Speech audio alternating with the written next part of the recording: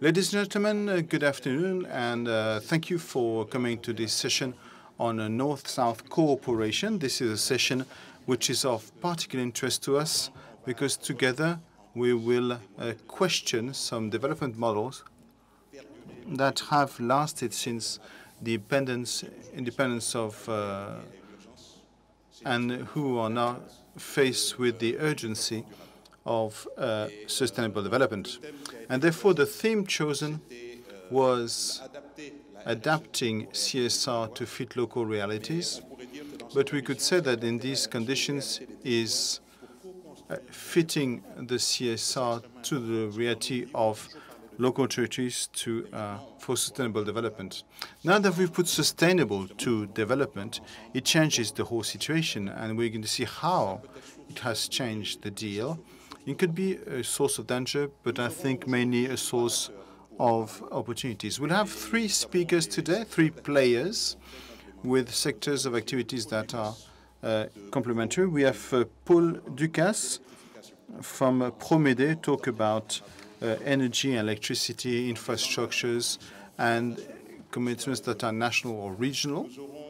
We will have Michel Pernaut-Dubreuil, with whom we'll talk mainly about small companies, because he's set up in Benin and he supports many economic operators at the bottom of the pyramid and have no access to change the regulations or to support their activities. And when we know the importance of these small companies in countries like Benin, we can see the challenge. And then we'll talk about entrepreneurship, social entrepreneurship, with Suvankar Mishra, who is, I was about to say, from Indian origin. He is Indian. He is a citizen of the world, spending most of as much time in plains that in India. And he can talk about interesting to support agriculture in the countries of the South. And we'll see CSR in these aspects and what the benefits are. So how are we going to get organized for this session? First, we'll have a presentation by each of the parties. The presentation will last about 10 minutes. And at the end of each presentation, I will ask a couple of questions, and you will have the opportunity to ask questions. At the end of the three presentations, we'll try and develop between us an interactive dialogue that will help you ask questions to the speakers, but they will also ask each other questions in a very dynamic way. So without further ado, we're going to give the floor to Paul Ducasse from Paul Médé, who will see how we can electrify what could not be up to now. I don't know if you can hear me. Is that okay? Okay. Good afternoon, and I'm very happy to see there's a wide public to talk about these issues. My name is Paul Ducasse. I was in charge of Paul Médé, which is a regional section clustered with research labs and industries for innovation transfer and to push new solutions in industry, and more specifically, anything to do with electricity, machines, electrical components, and more the electrical networks, which has led us to look into the project and we'll talk about it. I said I was, because I was at the origin of this project with Ms. Slack, who is in charge of the African project, and she'll give you information for those of you who would like further information. I retired a few weeks ago, and I know this topic. My successor will be here later, but this is why I was asked to speak about it. Now we're going to start with a short video, because with the region, you will understand later, this region has organized a colloquium, a seminar, Energy for Africa, last Friday, and this is a film that was shot there that will give you some information about this project. So this video is very recent, shot a few days ago, and edited very quickly. Sur le continent africain, par access to. So this first forum is the opportunity for companies in this region to share and organize an action plan for energy in Africa. We had a contact in Algeria, and this is the fact of able to work internationally. So I think this is a great opportunity for all companies in France, and particularly the European metropolis who wants to develop abroad. Today we've managed, thanks to the region, to create an activity in Senegal, and our strategy today is to be able to replicate it to other African countries. We've learned you learn that you have to be present in Africa so people can trust you. So we'll try and save times with the people here to help us to go as fast as possible from prospection to production. The region commits itself for Africa and so that everyone can have access to modern energy. The idea is to support this region's company to set up in the continent and train the local population to new technologies, which is a win-win exchange. Maybe they didn't know each other. Now, thanks to the region, they can now know each other and they can work together, maybe tomorrow, which is very important for us that these regional players can meet. And I think that the initiative is a good one, and tomorrow we'll have a request for bids where each can, so we can support them on electrification projects in Africa. The day ended with the signing of a charter with Xavier Bertrand, the president, leader of this region, and all the players who want to commit themselves. And you can find more information on our website. So, this video sets the background for this project. This is very recent, officially launched last Friday with the region. The region had trusted MEDE about a year ago, a study, a double study. Actually, the first one was to take stock of the regional skills, whether in terms of industry or whether in terms of training and R&D, and also offer an action plan to support electrification in Africa. Now, this project took us a year. We have met a lot of people, and the idea, we have three objectives. The first objective was to support development of electrification projects in Africa. The second project, and we can see the win-win situation here, where it should be profitable to the economic network of the region, add value to the region. And third was to strengthen the dissemination of information about the region abroad. With three principles, we had to have an ambitious and innovative action plan. And we'll see that is what Mr. Bat was saying earlier on, is that we have to invent new schemes. This is where they expect us. And second, do it truly in a co-building, not just people here in a meeting room who have designed that. We've met a lot of people, players here, players in Africa, and we've try and see what were the common points and the expectation, the common expectation we could use to feed an action plan. And the third thing was to support innovation, technology innovation. We often mention the example of telephone, where the African country went from no telephone directly to mobile phones, and everybody knows that situation. But the idea is that on electrical networks, because that's the idea, the red networks, was also to have a leap, a technology leap forward. Now, we talked about innovative solutions that could be transferred to Africa, but for a number of networks, in certain cases, we can deliver innovative solutions that we can then transfer to our territory. I'll just take an example. Now, the purists might discuss it, but in France, we don't do self-consumption. I don't know if you know, but the law, the problem it is changing, but you don't consume the energy that you produce. In Africa, it's a major part of the electrification projects will be based on that. So it is interesting to see how it's done. So it could be a solution that could be transposed to France. I'm looking at the timekeeper here. We've met many people, French companies who are present in Africa or would like to be present in Africa, and many, actually most of them, told us, we're interested in working with these people. The trouble is, we lack support, we lack knowledge. We need people locally who are trustful people that could guide us. It's not saying that go to that minister, go do this or do that. No, it's not a question. We have people who do that already much better than I do. Anything to do with the French present official, like embassies and consulate and so on. They do it quite well. What companies would like to have is that they can have relationship with local economy players that can be trusted and with whom they could work. First thing. Second thing is that we lack human resources locally. When we want to set up, it's not that easy to send people there. Locally, do we find the resources that are properly trained and reliable? That's a major issue. So this is why we integrated that. We can see this relationship of co-building that is emerging.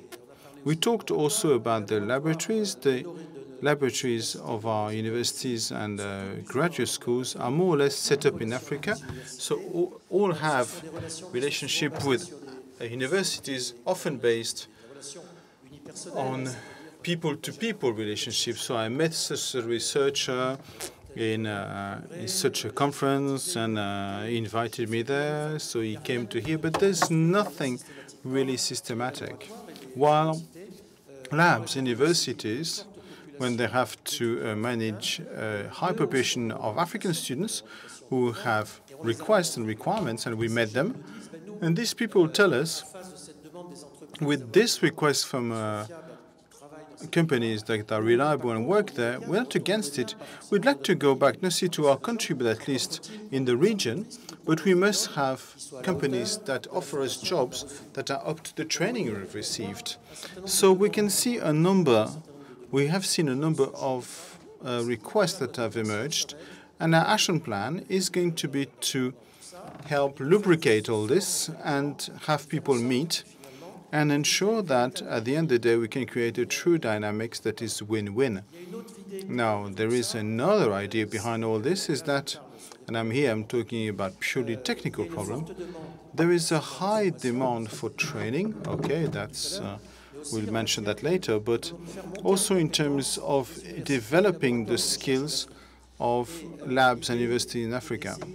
And the idea is to set up together, create together a R&D center that is common between France and Africa, universities and labs here in the north of France, and universities and labs in Africa. So exchanging PhD students, common themes, helping them choose, select equipment. Such the company is going to send us equipment. But I start from this principle of efficiency, that we are very concrete. It's pointless. If you give equipment to labs in Africa and there's no project behind it, people don't know how to use it, you can come 2 years later, it's still in the crates and there are cobwebs. So the idea is that we're talking about true R&D projects with these people who have skills, because a lot of them come to our universities, to help them develop their own research and development lab. So a lot of contacts with structures here or over there, or structures that are over there, and that have helped us identify a number of requests that are common to build this action plan, which I think has now taken off. It is going to become very concrete in terms of projects. I mentioned just 2 concrete projects very quickly. We went to the Ivory Coast 3 months ago. It was in June. And we met the regional president in Divo. And they have a project for electrifying the countryside. You have some high power lines that go above it, but the costs for connecting to it, it's totally out of reach for a region and its budget. So we see how we could develop small networks, but by preserving for the future, saying one day or another, these networks will be connected to more powerful networks. So we've got to start now, and we'll do that with our labs and the R&D labs. We're going to design networks that are scalable. And I think that it's very important that we also provide solutions that are likely to evolve and be scaled, because to avoid that in 5 years from now, this investment is pointless. And above all, if we add to this project some governance and training to operating the installations, the facilities. If we deliver a small network in a region, we have to make sure that people are trained to operating it, and then, of course, maintenance, obviously. So there is that idea as well, and I think that we are here in sustainable development and CSR to make sure that these people have an infrastructure, and when we leave, they should be able to operate that on their own. They can always resort to more skills, but it's be great to go to that. The second concrete project we launched last Friday, which will materialize in a few weeks, is that we're going to create, and this is really innovative now, and we had the proof several times, we're going to a cluster a bit like MEDE is, create an association in Benin between institutions, universities, the proper local authorities, and we've identified the Benin company manager, and this is for us the recommendation we made. It's got to be a company that steers this new cluster in Cotonou around networks, electrification. And we've met a number of players who are university academics or industrialists who are really enthusiastic at the idea. And then the French companies are interested in participating because they need trusted relays. It's just typically the solution we can provide. And then we have HR and all that will follow. So I wanted to mention these two concrete examples. Thank you, Mr. Ducasse. You've actually answered the questions I had when I came here, so how we can co-build and co-produce and co-manage. But there's still a question I have for you, as our theme talks about territories, and it's true that this type of investment, this type of commitment, the contact you have is either the government or local authorities, and we know that as part of decentralization, we have deferred skills, but we've forgotten to transfer the resources. So how can you make projects sustainable if the resource is not acquired? Have you identified aspect to secure that? Sorry. Now, concerning the local responsible, I talked about the Ivory Coast project. We were received by the president of the region. There was a team. I don't know whether it's this one or the one before. It was a work meeting at Divo with the partners in the region. Now, the schemes are financing schemes you're talking about. Very often, I'm told there's no money for all these projects. I would not be as direct as this. I think there is money for good projects. When you have French or European financiers, because the European Commission is a major financer, if you present projects that are properly built, properly thought out through governance and follow-up, and something that was done in a clever way with several partners, I have no doubt they will have finances. We've seen the region here. The region is going to have a request for bid with resources to go with it. It's not the region who's going to finance all this. It's just for startup. When some projects, when you have some startup finances, then there is AFD in France, you have more institutions, and then Europe, and we are connected to that. Europe is working on a R&D program on renewable energy that will start in late 2019, and then there'll be some finances there. So again, when the projects are good, the financing is easier to obtain. So I agree with you, but I'll be slightly more nuanced. They will be financed and viable under the condition that they have a CSR approach, so CSR, accountability and respect of the environment, do you make them two conditions, or will they come further along or never? Good experience we have of projects that we always quick to start them because we've got elections and we have to.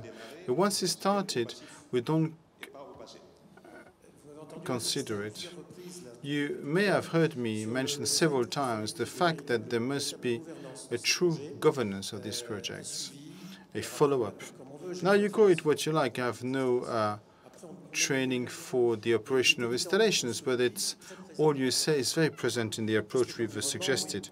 Environment protection, I didn't say it because for me it's so obvious, but of course we're only talking about renewable energy. If it's to install diesel power generators, we don't need MEDE for this. You don't need the regions to just put power generators. For renewable energy, everything I said is in terms of energy, renewable energy. Then you talk about some timeline that, of course, escape technicians, but we're not necessarily concerned with that.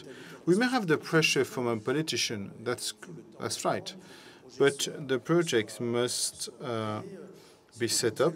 It's always very long to get financing from the financiers. If you've ever bid for a project for finance, public finances, it takes a long time. But once again, I'm really convinced that when projects are good, you can have them financed. We are not here to set and solve the democratic problems of such a country. Do you have a question in the audience before we move on to another speaker? My name is Dr. Frank Eba. I'm president of the RSO network in Ivory Coast. I wanted to talk about the academic relationship with the African countries. I noticed there was no star on Ivory Coast. The question is, why didn't you develop a relationship with the academics in Ivory Coast? Because we have an electricity school and we are the reference in terms of electrical detection. I have two other questions, actually. The question is about renewable energy. I wanted to ask you, the question is that outside the electrification, do you work on biomass?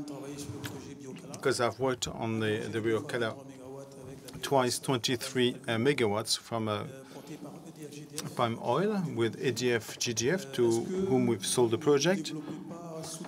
Don't you develop this project with biomass, knowing that Africa is a source of biomass and therefore energy? If so, what are the projects you have supported for biomass? And concerning the financing, my last question is that you've talked about projects that are properly set up, but we know that to set up the project you need some resources, because very few people master business plans. Do you have small devices, schemes to finance the project setup?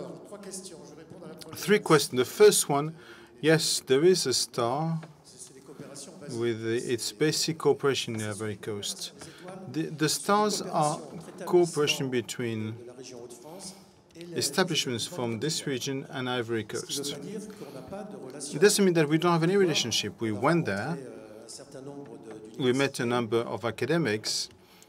Actually, you have here the book from CME, that's from the Ivory Coast, which is a school. You have 1 and 3 above. And above that, you have Burkina Faso.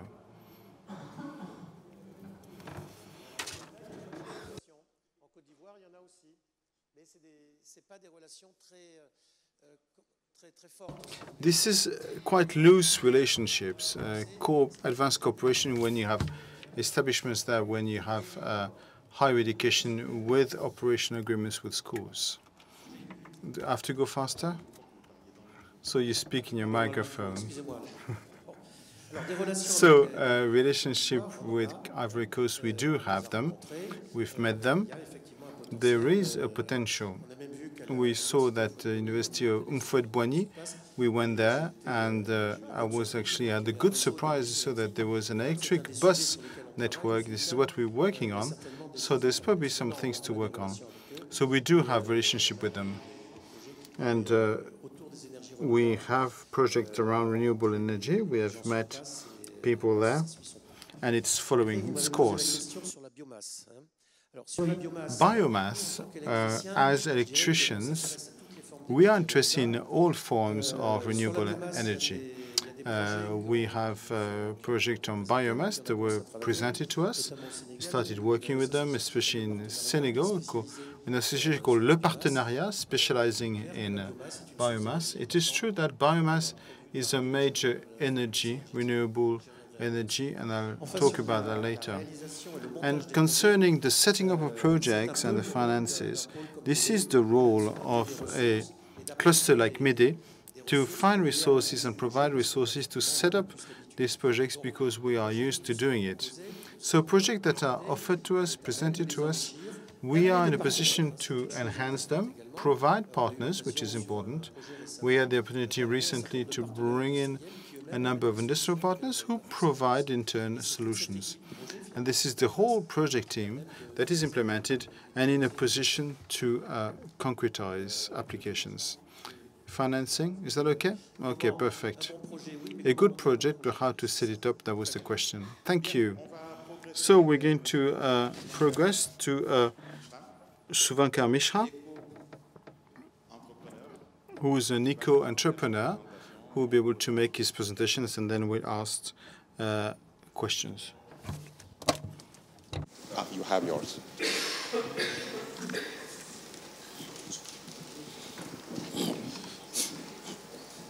Good afternoon, ladies and gentlemen.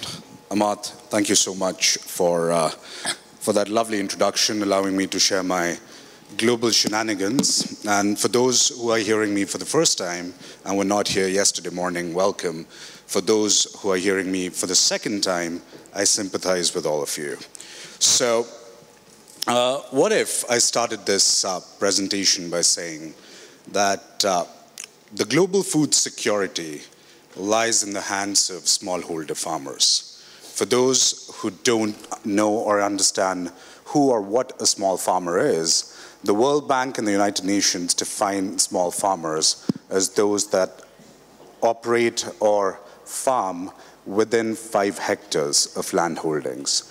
They're largely subsistence in nature, and most of the produce that they land up harvesting is either used for self-consumption or it can be sold off in local markets. However, it is interesting to note that 80% of the world's 500 million smallholder population have the capacity and the capability to feed the growing population of the world. Now, how do we do this? How do we see this as an opportunity in the growing era? Now, look at the global problem. One, population. It's just continuing to rise.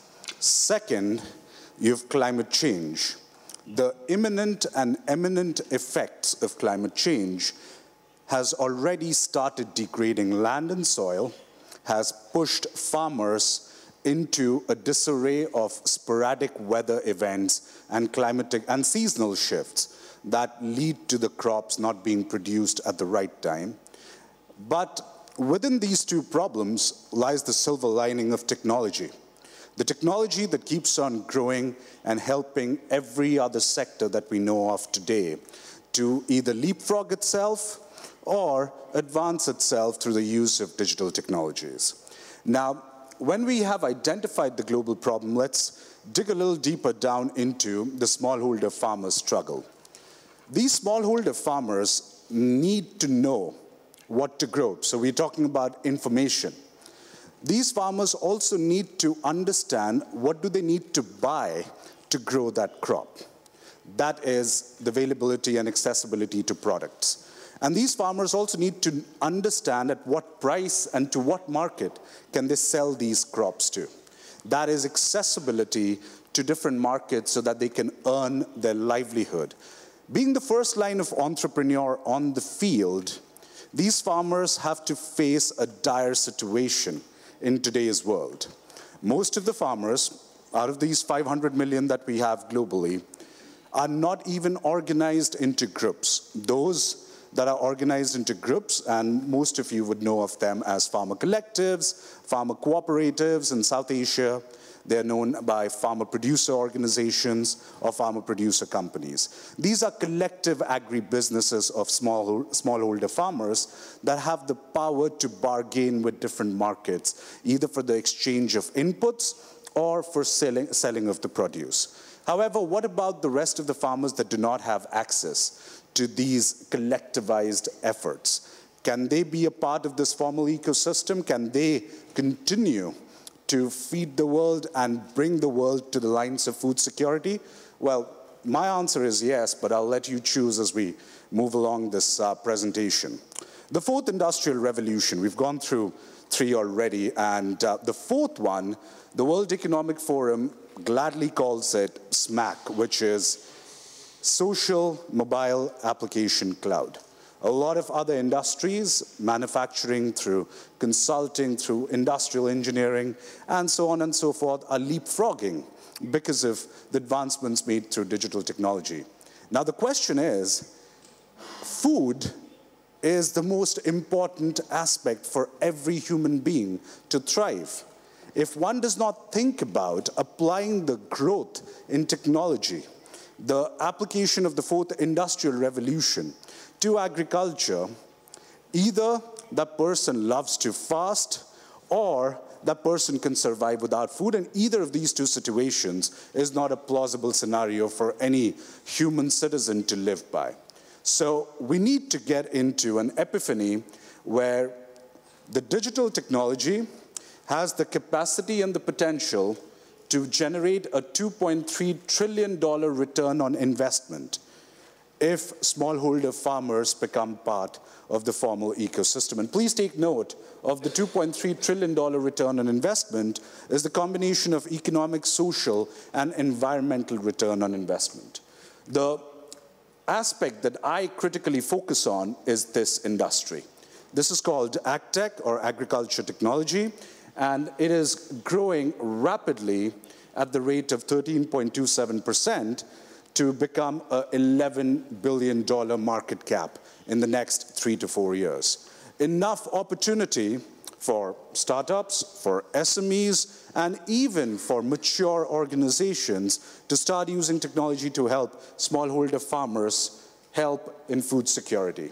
Now, the overarching problem for a smallholder farmer, as well as the ecosystem problem that finds it difficult to reach out to a small farmer, to know what a small farmer wants, to understand is there a demand for my input, and also for a buyer to know whether the quality can be assured by the farmer when she or he sells the produce. All of these are complex and intertwined problems. Think about a situation, a day in farmer's life, and she goes into the field where climate change is already rampant, and she has planted the seed, and all of a sudden there is absolute mayhem through rainfall, and all the seeds that have been planted have gone for a toss, and she has lost her earnings for that one complete season. This could have been saved. This could have been averted. The basic principle of averting risk is fundamental to farmers' growth and livelihood security in today's rapidly changing world where land is degrading and the climate change has significant impact. The solution that I have started building upon since the last 7 years, iterated largely over South Asia and a couple of countries in Latin America and the Caribbean, is to provide an elaborative and a comprehensive solution. I represent Ecotir, the social enterprise and India's first certified B Corp that I founded back in 2010, along with another leading Ashoka fellow from FedTrasa that is responsible for procuring from smallholder farmers from 8 different countries. When we sat together, we wanted to understand, we both as individual entities have undergone linear growth in helping smallholder farmers get access to markets, get access to high-quality inputs, and also get access to timely advisory and information to help them grow. How about we join the forces together and create the pathways to exponential solutions? Because the problem is so massive and the problem is so urgent that we definitely need comprehensive and highly scalable solutions. Now, combining these two aspects together, the digital technology that we came up with has a significant impact on its usability. One needs to understand that how is it that a smallholder farmer who is not attuned to the use of proper knowledge, who might be also digitally inept, be able to get an advantage or a benefit from digital technologies? Now, in order to answer this, I'll give you an illustration of India. In India, which is 25% of the smallholder population globally, there are 120 million farmers.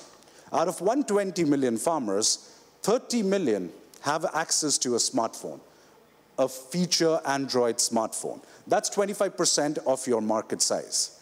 For helping these kinds of farmers that have access to a smartphone, we have a direct farmer mobile interface. They can plug into the system, put in the date October 18th, 2018, and they can see how many days to the harvest, how many days to any certain weather anomaly, what is the preventative care they need to take, what is the buyer ready and the price offer the buyer is giving to buy that crop. So all the necessary information this farmer would need would be at the fingertips. The difference, this farmer is adept in using a smartphone. However, the remaining 90 million are connected through an intermediary, a community agent. The youth member of that community could be a son of the farmer or could be a progressive farmer himself or herself that knows how to use a mobile platform. That individual becomes the entity that will start using this platform and help the rest of the farmers in the catchment area. Why would this individual do that? Just draw an analogy to how Uber drivers earn their commission. This individual earns commissions on transactions for sales of input, for crop sales and aggregation, and for providing an advisory service. This individual, the micro-entrepreneur or the agro-entrepreneur, or call it the bloom entrepreneur, becomes the conduit for us to connect to the farmers that are inept and inadequate in using a mobile platform. The all-encompassing solution that we provide moves from planning a crop to letting the farmer know the right quantity and quality of nutrients to apply, scoring the farmer on the basis of the risk that will be available for that season, the recommendation on the type of seed and the integrated pest management on the application of different pesticides, weedicides, and fungicides that the farmer would require to keep the crop protection intact. However, we are also providing precision farming on the smallest plot of land. The average size of a farmer that we work in India is 0.92 acres. That's extensively small. And what we're trying to build and what I'm enabling my machine to learn is about this farmer, the farmer's interactions with Bloom, the platform, the farmer's interaction on buying a product, on selling the crop, on listening to the advisory and undertaking or uptaking the advisory given by Bloom. All of these interactions put together creates a system. And that system is something that I start using to make my machine learn about the farmer. And when the machine starts learning about the farmer, I start generating artificial intelligence about the farmer in order to start forecasting how a particular farmer in a given region will respond to a certain solution for growing a particular crop. This is a couple to a few years away, but the process of making the machine self-perpetuate itself to know more about the farmer has already begun.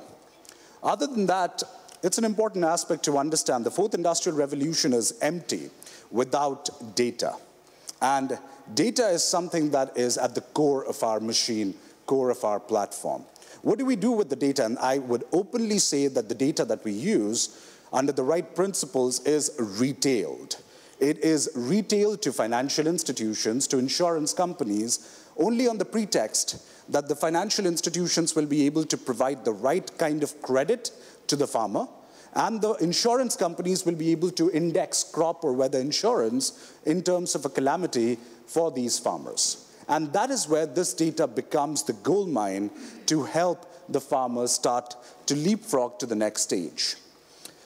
And this is precisely what I was mentioning about. When a farmer enters into a system and says that she is going to grow broccoli, the system will spew out whether access to finance for broccoli is present, and if the access to finance is present, whether this farmer is eligible for that finance, and on the basis of that eligibility, that amount of credit will be provided by the financial institution. In short, to draw an analogy, think of Alibaba, not Amazon. For those who know Amazon, let me break a conundrum for all of you. Amazon still owns a lot in its value chain. Alibaba does not own anything in its value chain. And that is precisely what Bloom as a platform is. The farmers are independent. The agro-entrepreneurs, the human conduits, are independent. The input companies are independent. The buyers are independent. The banks are independent. The insurance companies are independent. What do I own? What's my significance? It's the intelligence that will connect them, is what I own. And it's the data-driven policies that will go via Bloom that will help every stakeholder take or make a decision in this regard. Now, on the basis of all the integration that we have done, we are able to provide benefits throughout the ecosystem. Now, think of it from the context of this session, corporate social responsibility. My whole point is that most of the buyers that we work with, most of the financial institutions and input companies we deal with are corporates. They would say that they would tend to work with us as a part of their CSR. No, that's not needed, because I know your objective is to hit your bottom line. My objective is to help the farmers continue to grow more food to sustain food security. So instead of being part of a CSR, which, if you ask me of my personal opinion, I find it completely ornamental and cosmetic in nature, the corporates need to be aligned with what we are doing. We need to be aligned what the corporates need to do. However, the only thing that I've done in my platform is I have made the algorithm non-exclusive. So a corporate cannot come and say that this is something that I want to buy or I want to sell, and you have to provide me the exclusive access to it. This platform is driven by the farmer, for the farmer, and of the farmer. So at the end of the day, every single aspect of our model, of this platform, allows every smallholder farmer to get access to time-bound solutions, advisory, as well as market connections. And this is something which is both personally and professionally important for me to see these smallholder farmers be part of an inevitable future, which is food security, and be at the pedestal of using digital technologies and help themselves become sustainable and also make the world secure. Thank you.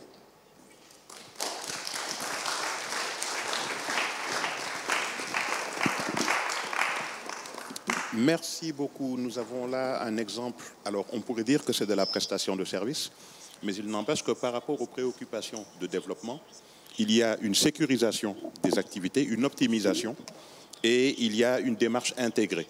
Et donc, effectivement, le volet RSE, il a conclu fort heureusement avec les indicateurs, le lien avec les ODD, dont nous aurons l'occasion de parler tout à l'heure, parce que c'est l'indicateur de mesure qui aujourd'hui s'impose à tous. Monsieur Michel Pernaut-Dubreuil, nous allons aller faire un tour au Bénin. Donc, Michel a créé donc une connexion avec le Bénin à travers Sens, qu'il va nous expliquer. Micro. Oui. traduction. Alors d'où je viens du milieu rural moi-même. J'ai travaillé 28 ans en ONG dans le domaine de la création d'entreprises à but développement rural, beaucoup en Afrique, un peu en France. Et voyant un peu les limites de cette approche ONG et des mécanismes de financement classiques, avec plusieurs amis, collègues, on a créé une société qui est du champ de l'économie sociale et solidaire. La société s'appelle SENS, Solidarité Entreprise Nord-Sud. C'est une SIC, Société Coopérative d'Intérêt Collectif. C'est pour vous dire que cette dimension responsabilité sociale, RSE, fait partie de l'ADN de la société Sens. Nous, on est parti du développement et on s'est dit, faisons-le avec une entreprise et pas l'inverse. C'est ce chemin-là que nous avons fait. Donc, créé il y a 10 ans et avec pour objet social, agir pour le développement durable et équitable du Sud et du Nord par la création d'entreprises au service de l'homme et de son environnement, de son territoire. C'est notre objet social inscrit dans nos statuts. Notre métier, on s'est dit, on est en 2008, crise, il faut inventer des modèles économiques nouveaux, inclusifs, pour répondre à des problématiques de vulnérabilité, de pauvreté dans le monde, que ce soit chez nous ou au Sud. Et accompagner des entreprises sociales aussi bien dans leur émergence que de leur ancrage territorial, et financer leur amorçage. Donc, sans se donner cette vocation-là, et a commencé à créer quelques entreprises sur son territoire, en Compiègnois, on était en Picardie à l'époque, et la région Picardie était à ce moment-là investie dans une coopération décentralisée avec un département du Bénin, les collines, en lien avec les collectivités locales, les élus, les collectivités locales émergentes, c'est le début de la décentralisation, et avec une vraie question, tant des élus picards que béninois, sur comment soutenir un développement économique utile pour nos territoires. C'est comme ça qu'a démarré toute une réflexion avec des élus locaux, avec des entrepreneurs locaux, avec des personnes prêtes à investir sur des entreprises qui seraient utiles au territoire, et on s'est défini une vision commune.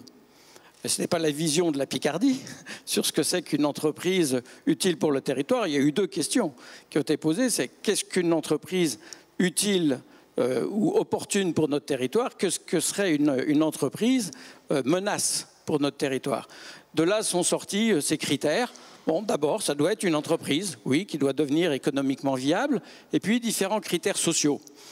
Créer des chaînes de relations stables entre producteurs, transformateurs, entre clients, fournisseurs, inclure des personnes vulnérables et volontaires qui veulent s'en sortir, respecter la santé et la sécurité des personnes et consolider le réseau, alors qui s'appelle BEST, rien que ça, Bénin Entreprendre Solidaire avec son territoire, faire corps ensemble pour développer ce type d'entreprise. Tout seul, impossible, mais ensemble, on peut le faire. Et puis, valoriser les ressources locales, respecter l'environnement et être reconnu en dialogue avec les autorités locales. Voilà, ça c'est la charte qui a été définie. Et comment passer du rêve à la réalité dans un pays où 70% de la population est rurale, vit ou survit de l'agriculture, où 35% de la population rurale, notamment des enfants de 0 à 5 ans, 35% souffrent de malnutrition, où l'exode rural est très important, et où les villes grossissent, donc les besoins alimentaires avec, donc le pouvoir d'achat agroalimentaire avec. Comment valoriser ce pouvoir d'achat agroalimentaire urbain dans les campagnes? Et on a exactement la même problématique que celle que soulignait Souvankar. Comment répondre aux problèmes de sécurité alimentaire avec des entrepreneurs locaux et notamment des tout petits producteurs. Pareil, on est avec des producteurs qui travaillent sur 2, 3, 5 hectares au Bénin. Et donc, satisfaire des marchés ruraux sur la question de l'alimentation, de la santé et des marchés urbains. On a commencé à travailler sur satisfaire des marchés urbains en développement des PME de transformation. sur du miel, sur du soja, du sorgho, différentes productions, en mettant à disposition des consommateurs urbains des produits, on va dire, d'une qualité satisfaisante, produits locaux, avec des PME de distribution, mais on a rencontré une difficulté pour faire croître ces entreprises. On avait du mal à les connecter aux petits producteurs pour lesquels nous voulions travailler et développer un mieux vivre au village à travers du revenu et des petites exploitations plus résilientes. Et donc toute cette production agricole nous a pu être connectée à ces marchés urbains grâce à des petits entrepreneurs ruraux. C'est amusant de voir qu'on est arrivé à la même conclusion que Souvankar. Les PME rurales de services qui fournissent des services d'appui à la production, d'approvisionnement en semences sélectionnées, de services techniques, de sécurisation des marchés, tout l'accès à l'information, l'accès au marché avec des contrats pluriannuels qui sécurisent le producteur et des PME qui fournissent également tout leur réseau de petites entreprises rurales de transformation, des femmes dans les villages qui sont capables, elles, d'avoir une offre à très bas coût de produits alimentaires à forte valeur ajoutée nutritionnelle. Donc là, il y a un vrai enjeu aussi d'avoir une offre améliorée, accessible géographiquement et financièrement pour les ruraux, pas seulement les urbains. Donc c'est comme ça qu'on a développé des chaînes de valeur inclusives. Le soja est assez stratégique dans les systèmes d'exploitation. C'est une légumineuse, ça fertilise les sols. Là aussi, on rencontre beaucoup de problèmes sur l'appauvrissement des sols. Le Nîmes, l'artémisia, qui est une plante médicinale qui permet de lutter contre le paludisme, qu'on essaie de développer dans les campagnes. Et voilà, après pas mal de tâtonnements, on est arrivé, grâce à cette approche-là, à avoir plusieurs entreprises rurales. On n'a pas les mêmes chiffres qu'en Inde, mais c'est 450 entreprises familiales agricoles qui sont maintenant en contrat avec ces entreprises rurales, 300 entreprises féminines dans les villages qui transforment du soja, qui transforment du manioc et qui valorisent ces produits sur le marché, de l'artémisia. Alors pour soutenir toute cette démarche-là, ça représente un investissement humain important en termes de formation à l'entrepreneuriat, que ce soit au niveau des individus, mais dans le contexte du Bénin, la coopération économique n'est pas naturelle du tout, n'est pas spontanée du tout. Et c'est un vrai enjeu d'arriver à faire travailler ensemble petits producteurs, transformateurs ruraux, transformateurs urbains, distributeurs, et dans une approche chaîne de valeur inclusive, à ce que chacun crée la richesse et se la partage équitablement. Voilà, dans une approche qu'on a appelée, nous, être compétitifs ensemble. Il y a eu un travail important qui se fait, comme l'évoquait aussi Souvankar, sur des techniques agroécologiques de production, sur de l'accès à l'énergie rurale pour transformer dans des tout petits systèmes d'accès à l'énergie pour transformer les produits au village, et puis mettre en relation tous ces acteurs au sein des chaînes et de leur environnement. Voilà, on a été amené à mettre au point un module de formation, de sensibilisation qui s'appelle Trust, comme tisser des relations utiles et solidaires avec son territoire. On aime bien les acronymes chez Sens. Et puis, on a... hop. Non, on va reprendre la... Hop. Ouais, il faut remettre le diaporama. C'est bon. Et puis, une dimension... And then a significant dimension of innovation and adaptation we had to do was to find schemes to finance these very small companies in the initial phase with the link with microfinance can be done for companies that are developing. For innovation and startup on investment, the interest rates are just prohibitive and cannot allow companies like this to be born. So we had a number of trials and errors and working with companies of a certain size. We're in the rural area here, so we said, let us work on SMEs, larger companies, only you don't have that many, and we could not connect with the small producers. So the wealth created remained in the hands of intermediaries. And it's only when we started working with these rural entrepreneurs that a network of smaller companies were mobilized and make up the upstream of the value chain, which is a key aspect for a better living in the village, which is what we're looking for. Now this network is now fully developed to be together and work better together. In addition to the label BEST, we have common brands between the companies, and this is really federating, both in terms of practice, but also observing the terms of references, and also meeting the demand of demanding markets. Now, today, the company Sens is a company which has 3 employees. In Benin, this is also a cooperative company with a whole team of people there to support and develop the markets of these companies. And then we have an investors club, local investors from Benin, who are interested by this approach, the whole diaspora who wants to do good with their money, and they're ready to invest into entrepreneurs who are going to provide a true aspects. And today, we have leasing on small loans with local finances. So today we are at the crossroad. We have a system that works. We have a potential aspect. And then the question is, how can an initiative like that one be connected to CSR initiatives here in the north of people who would like to support this approach for their company,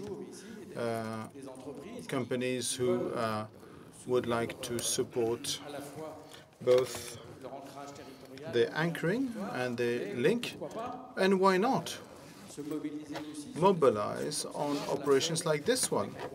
We've done it with nutrition and health, nutrition et santé, and the Avril group you may have heard of about the oil products in France, to create attraction for people. We do that quite often. And this approach allows to finance directly the impact because we invest directly in skills for entrepreneurs who provide this added value on the territories. And why not be inspired by this model developed in the south to change the way we do things in the north. We have the experience of having sent students from UTC in Compiègne, and they've come each time changing the paradigm, and we see them investing differently. Having been at the school of small producers in Benin has an educational effect. Thank you very much.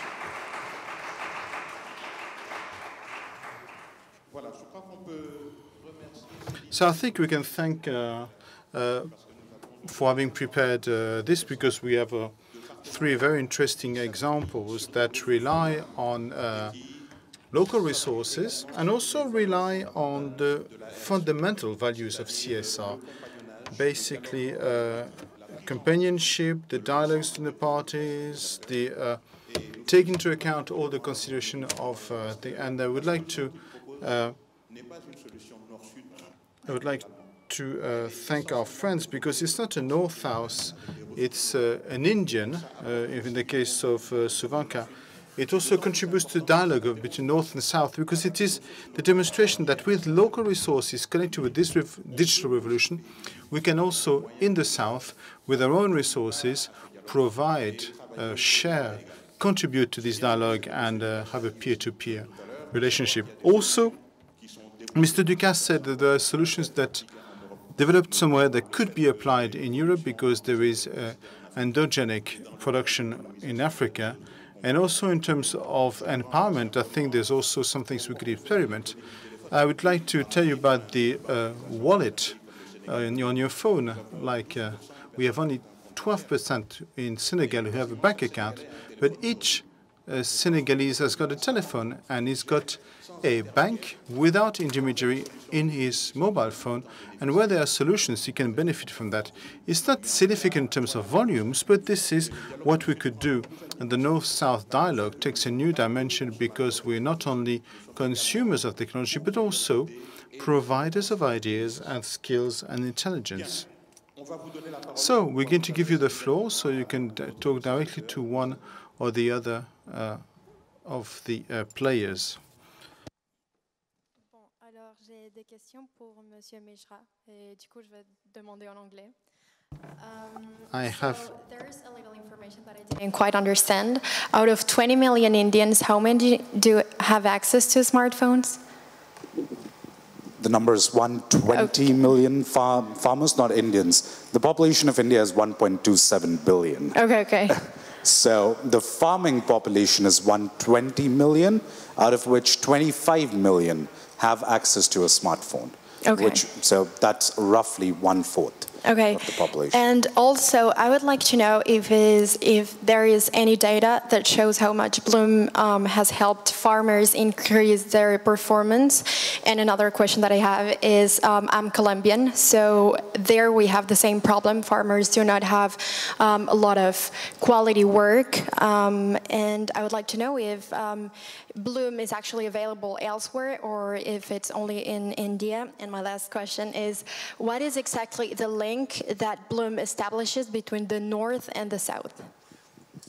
Okay, so the first question, the critical metric that we measure for the farmer is boosting of yields. On an average, using Bloom alongside a micro-entrepreneur, an average farmer is able to boost its yield by 12 to 20%, with average incomes of that same farmer rising by 25 to 50%, depending upon crop to crop. One of the biggest things that we measure is when a digital platform is being used between a micro-entrepreneur and a farmer, what is the social brokerage, the social capital index that this farmer will trust this micro-entrepreneur in availing the service. What we have found out is that with the micro-entrepreneur present in the community, there is an 11 percentage point chance that the farmer will trust both the Bloom and the micro-entrepreneur, left alone if there was no micro-entrepreneur digital technology. To answer your second question, with the recent merger that we established with FedTrasa largely works in South America. They do a lot of fair trade from South American countries. However, Colombia is not within their radar. They procure from Peru and Bolivia. And with Colombia, we've been trying to enter through a lot of local players, like there is a Siembra Viva, and then you have Felipe from Crepes and Waffles here that works in regenerative agriculture. So we've been trying different discussions. However, one of the key elements for us to look at how we enter into a system or a country is to find a credible partner in that country that has either access to hundreds and thousands of farmers. It could be a for-profit or not-for-profit. Now, on the third question, the North-South cooperation, I would say that Bloom and my enterprise specifically, we play a multilateral and a cross-lateral role in this. Bringing in corporates to provide their CSR money is something that we have stayed away from, even to the pretext that we have brought in Unilever to work with us by pumping in their mainstream money. not their CSR money. Because if any corporate has a significant impact on their bottom line by working with us, then why do you need to give us CSR? And it goes back to Amart's point on accountability.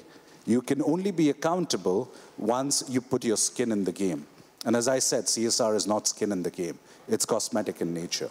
Therefore, all the stakeholders that you would have seen within the Bloom platform, they all partake from the perspective of generating value, giving value, and in exchange also having a financial return in the process.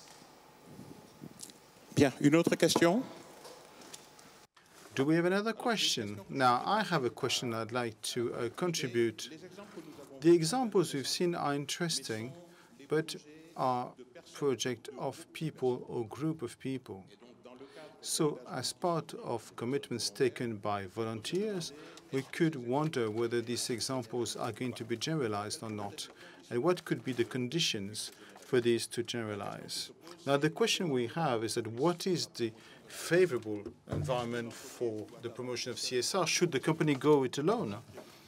Or they be stuck very quickly? Or should we work also on a regulatory, fiscal, or tax environment to raise the awareness of other players? What are the requests you have in your respective activities? How do you see, what are the wishes for the evolution of this sector to be more favorable? We'll start with Shovanka, since you have a microphone. So I can pass it along to him. Up to you. Okay, so in order to answer this question, the most important perspective that we're looking at are what are the preconditions and the prerequisites required for an entity like mine to be benefited from a CSR initiative, a North-South cooperation. And the best example for this would be that there are a lot of corporates who have a lot of CSR money that is going into South American countries and African nations. And for an entity like mine and for the platforms such as Bloom, the best way for CSR money to be properly utilized is in the form of a blended finance approach. If you draw the value chain from the farmer through to the buyer, you would see that the micro-entrepreneur is the most intensive function where the training, the engagement, the trust building requires capital. And that capital can be then taken care of by the CSR, and the CSR money which is then utilized after a period of time. In my experience in multiple countries, it has been a year to 2 years where the micro-entrepreneur is able to reach self-sustainability. Once the micro-entrepreneur reaches self-sustainability, the corporate that has given the money may be able to provide other products to go to the farmers through the micro-entrepreneur, therefore enabling the business enterprise and the liaising of the corporate with the micro-entrepreneur, and therefore finally with the farmers. It is therefore the underlying intent with which what corporate do you want to bring in. And my suggestion with my own learning is to just blindly take CSR money because money is put on the table is not the wise choice. The most prudent approach would be to get to understand whether it's an Unilever or a Danone, whether it's Natura or whether it's Body Shop, whether it's L'Oreal or whether it's Cargill. You have to understand which sector, which subsector, what domain do you work in, what corporate partnerships do you want to build. Do you want to build CSR or liaisons with corporates, and then define them within the value chain is what I have learned that allows viability and prudence in converting these opportunities well. Merci beaucoup. Monsieur Ducasse, l'environnement du secteur... Mr. Ducasse. It's very difficult to answer these questions. There's so many things that we'll dream of. I will lie, and I will get out of this through just a joke, but we went to Africa recently. We talked about electrification, and we French, generally speaking, we have faced with Chinese people, Turkish, Indian people, American, and especially Chinese people who come with a lot of arguments. And I was really struck, and I'd like to come back to CSR here, and this is probably what we can expect from African countries that accept this assistance. I was told, and confirmed by many, that the Chinese come with finances, the equipment, and their personnel with their human resources, and the labor. Only this labor, most of the time, are ex-cons, people are taken out of Chinese prison, going to Africa, and we leave them there. In terms of societal responsibility, this is not optimum, and it raises issues. So the urgency, you were talking about the urgency. Sometimes the political urgency or the financial urgency make you accept things that are not necessarily brilliant, if you that's the expression. I don't know which is the case in all countries, but it was the reality. And this is an issue. On behalf of short-term profitability, we can let pass a number of things. I can confirm that in Senegal, we had a case in construction, and it was Senegalese workers who said that they were free men, they could not work 18 hours a day, and then this is how we discovered the situation. So I don't know whether this is generalized. Oui, donc je disais très rapidement que c'est une situation effectivement dont je peux témoigner.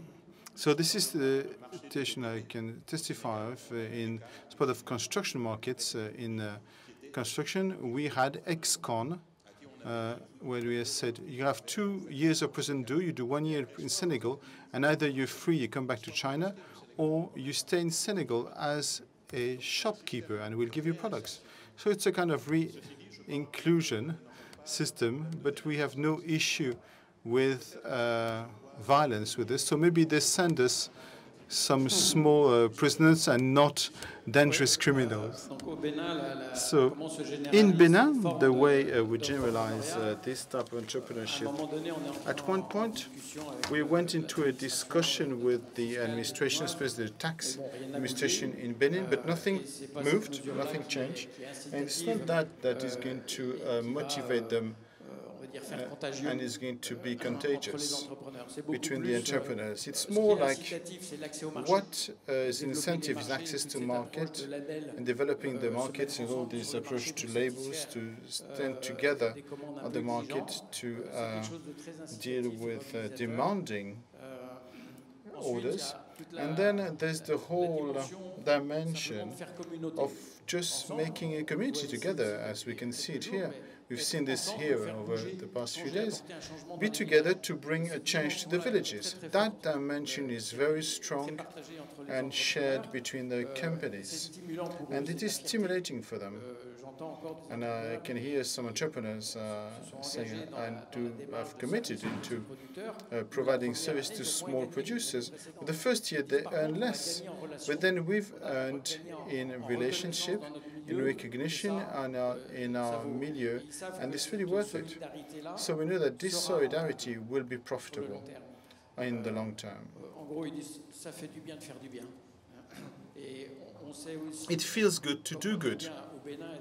We know how in Benin and in this context there is mimetism on the industry. When some things work, a lot of people are interested in that, and we can see these entrepreneurs already offering us more applicants to be supported and people on the networks, so it's spontaneous. We have less than a quarter of an hour. We'll have to go. A very last question for Michel. We have seen the environment in Benin. Since we are in a north-south relationship in France, mainly in this region, with its tradition of cooperation, what would you like to have, what would you like to see happen to strengthen this partnership and increase the potential of the potential of an initiative like yours? Historically, we started under the impulse of the Picardy region at the time. Then there was a merger of the region with that policy was not taken as such in the greater region. we got to a point at the crossroads on the issue of finances and changing scaling up. As you may have seen now, there are human resources in Benin that can started this scaling up. We can find financings with local partners, with national partners, but I remain convinced that at the scale of a region like this, when an entrepreneur wants to define CSR, there's something to share, not just support, financial support, but also a way to do things to developing territories, of reducing situation of vulnerability on vulnerable territories or audiences. And by doing this, we'll learn together. It's going to be a good teaching exercise. So we are looking for partners with the local authorities, companies who have this, who are sensitive to this, and are convinced that either investing directly or with us, with the Avril Foundation, we can contribute to a form of development that is significant for the planet. Thank you very much, Michel. You wanted to express yourself? Well, just a question directed to the two extremes, the two gentlemen in Senegal and Benin. Your experience, the experiments you've had on these territories, would you like to develop them on other territories? I'll continue since I have the microphone. Yes, and we've been working with the Sens Benin, and has that objective. I was thinking about the scaling up. This can be done in Benin, but the idea is also to share this know-how with the countries in the sub-region. We haven't designed this scale-up from the entity in France, but we truly believe in South-South cooperation here. Doesn't mean there's nothing to do in France. There's R&D, there's innovation. We can provide the skills and the true sharing, as we said before. But we are convinced that the companies in Benin and the people coaching them are in a better position to talk with the people from the Ivory Coast or others, and to make it a real learning experience for more entrepreneurs. Mr. Ducasse? I'd like to say that this project for Africa is intended to be replicated in other countries. One of the main characteristics of the project will be led to filter out and present to financing, especially is that there should be replicatable, reproducible projects. We want to offer solutions, and when these solutions are offered for a country in Senegal, it should be an option to replicate it in other countries. So the idea is to we don't want to have like one-offs. We really want to have a long time. You have to keep the microphone. You promised us to conclude on the energy mix. Well, yes, for the project energy for Africa, we need sources of production of electric energy. So as I said, quickly, the idea is not to put diesel power generators. The mix is solar, biomass, solar energy, hydraulic. This is the first of the renewable energy. When we talk about hydraulic energy, we have hydrogen energy, examples. So we have a number of renewable energy available. So the idea is to work with that. So the idea is that we have to identify hydrolians are machines that work. It's not really high performance. A couple of them have been are more demonstrated than industrial machines. Wind farms, same thing. We don't want to have 150-meter high, but there is no possibility for that. But maybe 10 to 15 kilowatt wind turbines. So we have manufacturers here in this area that should be finely tuned. Then you have systems for storage, because storage is part of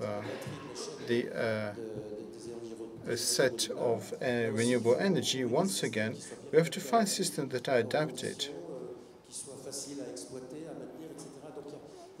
So there's really a challenge around the sources of energy themselves. And today, we find in Africa mainly photovoltaic panels. There are probably other solutions. And we are convinced that we'll go through an energy mix with various sources of production that will optimize all that. So there is there might be solutions. This is another example where we could work on systems to produce energy that is varied and meet solutions that are that you would have a very last question before we join the closing ceremony. Well, it's actually sort of answering your questions and your open questions, and I'd like to thank our three speakers for their speeches. First, we have to reinforce the sustainability of all the actions between Europe and Africa. We shouldn't find it in the companies, also in the local authorities. And for being the boss of a major local authority in this area, I know that the problem is that there is a political change that makes it that suddenly the partnership stops without an explanation. I will not take the example of Africa because I know that one. I'll take the example of Vietnam. It works the same thing. Overnight, we said, it's okay, but goodbye. And I would like to remind you that the local European subsidies are sometimes more significant than those of the government. We're putting more money into Vietnam than France. We, Nord-Pas-de-Calais, before Picardy, before Picardy joined us. So we must more and more integrate the teams on the field. So I'm very happy, but let's go there and let us stop having people come to us, and let's not sort here and decide here what is good or bad. I had a colleague on the field that would decide for the president, and it really irritated me, but it was such that they would come once a year to define a project here. It's not good.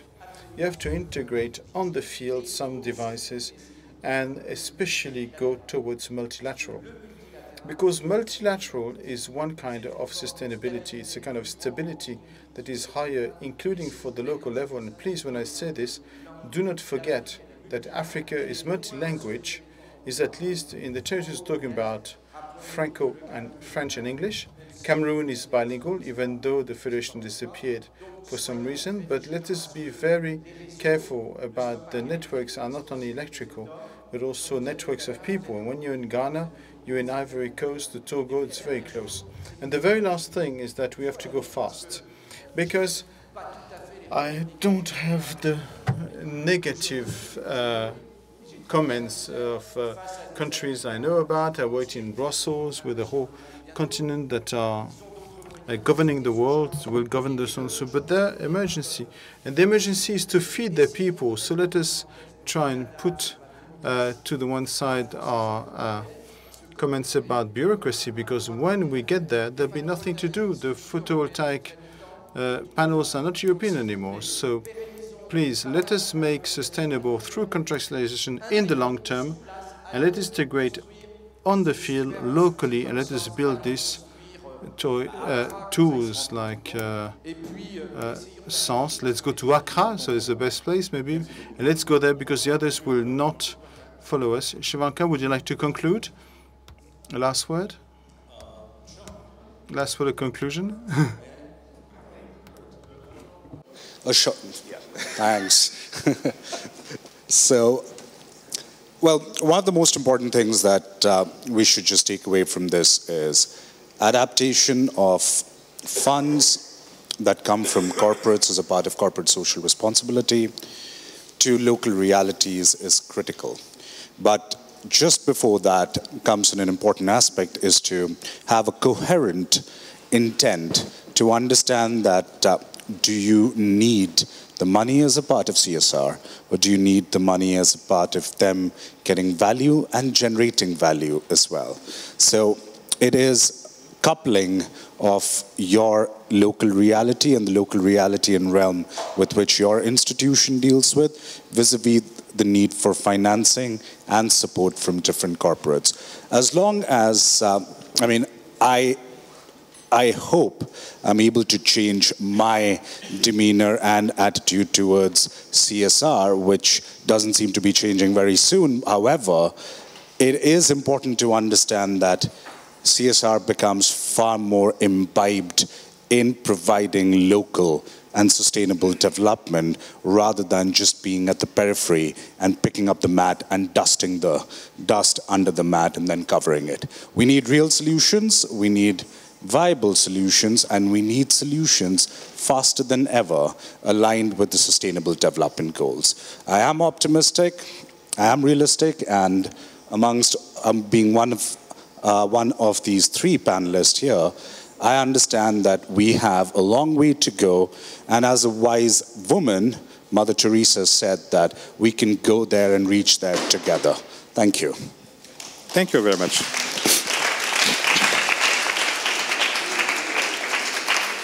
Voilà, il est 16h01, on peut considérer. It is now 1 minute past 4. We'd like to close here. It's only the beginning of the reflection. What I just wanted to say as a word of conclusion is that we've had proof that CSR should be adapted, may adapt, and will adapt, because each space generates its own form, or its just own forms of CSR. The last thing is you have to give a common meaning to the words.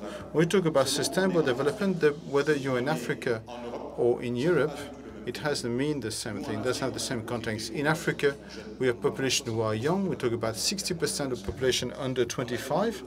And then we have growth rates of 10% sometimes.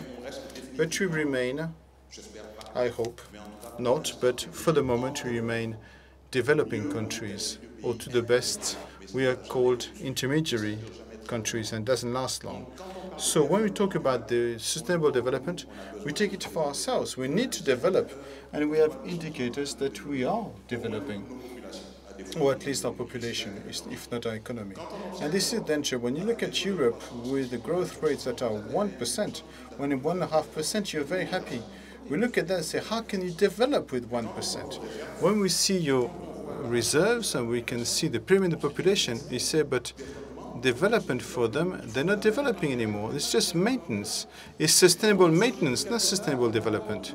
So we'd like to agree on this and consider, since we're on the same planet, breathing the same air and sharing everything, good and the bad, to see what's happening with migration, we would have to find a common meaning to things and find common solutions, because we cannot win one against the other. We'll win together, or we all lose. That will be today's thought.